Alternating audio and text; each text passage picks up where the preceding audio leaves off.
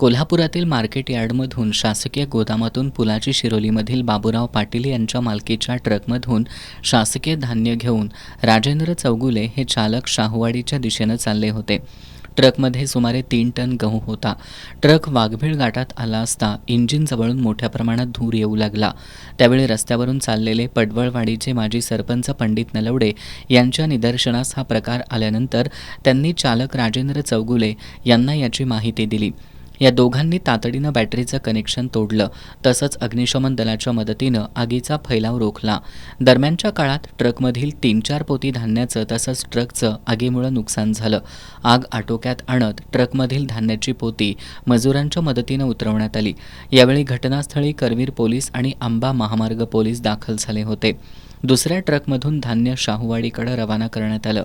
माजी सरपंच पंडित नलवडे तसंच चालक राजेंद्र चौगुले यांच्या सतर्कतेमुळं ट्रक आणि धान्याचं नुकसान टाळण्यात यश आल्यामुळं या दोघांचं कौतुक होत आहे.